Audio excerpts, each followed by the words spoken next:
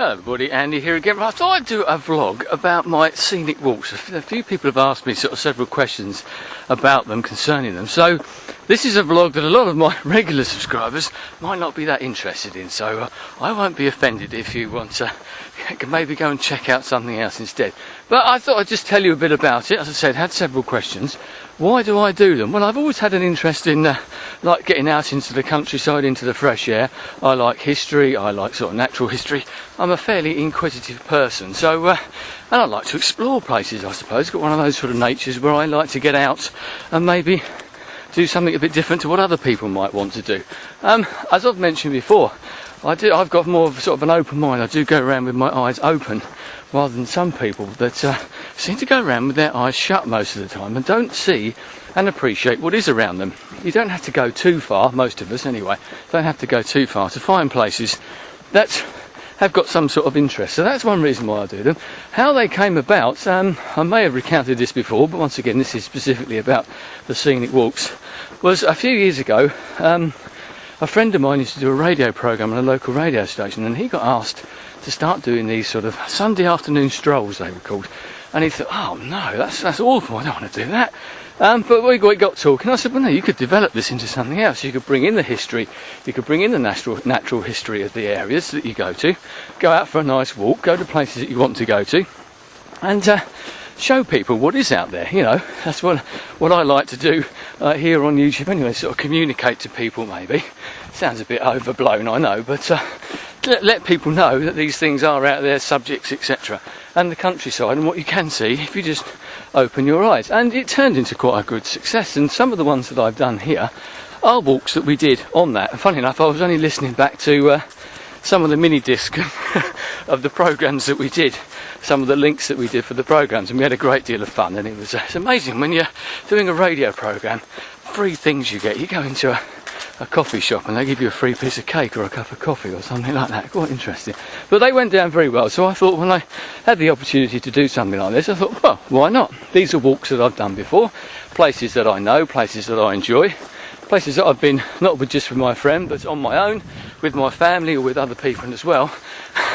My family don't usually like to come along because A, they don't want to be on the camera, but also they think that these walks are too far. That's another thing. One of the walks I do aren't necessarily not great marathons. Some walks are longer than others, obviously, that's fair enough, but there's a lot to see. How do I plan them, as someone said? Do you just go out and wander around? Not really, no. As I said, they're walks that I've done before. Some of them are unique to what I'm doing here on YouTube, but I see a place, a subject or something, and I think, well, that looks interesting. I've always liked looking at maps and things like that, so I don't know if other people are like that. And we have great maps in Britain, Ordnance Survey maps, which are absolutely amazing. And it's just, you can just sit there and look at them and enjoy looking at them. So you can pore over them. There's so much information out there now about different areas, your local area.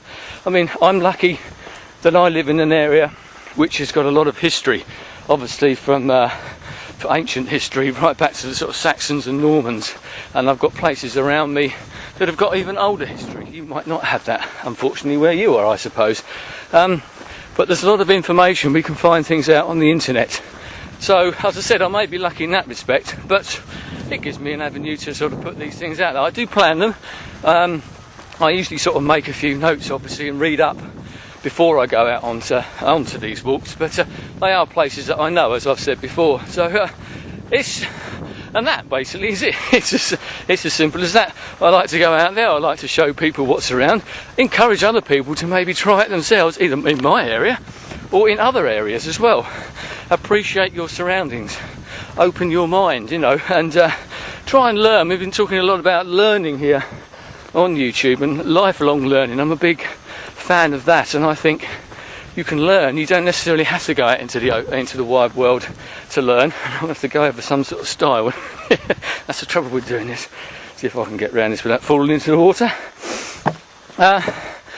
So we can learn in lots of different ways. We can go out into the countryside and do a bit of research, and you see things, and as I said before, people have commented on my videos and saying, wow, that's really green, that looks really lovely where you are. And I'm sure, someone did say to me not long ago, all I've got around me is big fields, but I'm sure there's something there. Go out for a wander in the fields. You might see new things, you might see animals, you might see birds, wildlife, whatever. Architecture, even if you live in cities, that you might not have noticed before. So that's what I like to do. Get out. Hopefully keep a bit fit. It doesn't sound like it, I know, but it's good to get out in the fresh air, do something a bit different rather than being stuck indoors on YouTube. Another thing we've been talking about as well. So we've all got the opportunity, just go out for a little wander. Don't have to take your camera with you, but if you do, and we can see your part of the world as well, why not? So anyway, that's my sort of philosophy and why I do that. I hope that's been of interest to the people who have asked me the questions. And I do thank everybody for the comments and that I do get on the walks. I know a lot of people do appreciate them. I know some people subscribe to my channel purely because of the walks, which is very gratifying, I must admit, but it's nice to know that they're appreciated. I like doing them for all the reasons that I've already said, so I would be going out and having these walks anyway, even if I took a camera. I used to just take an ordinary stills camera, but I tend not to do that now. It's a video camera instead. But it's a record for me as well. It's a good thing for me to look back on and see what I've done, places that I've been to, and it helps me to learn as well, because by doing these it makes me sort of look into these places even more, learn a bit more about the history. So it's a learning experience for me, and hopefully it's an enjoyable and a learning experience for you as well. Anyway, thanks for watching. Hope you got this far. I do appreciate it, and I shall speak to you again very, very shortly. Thanks very much. Goodbye.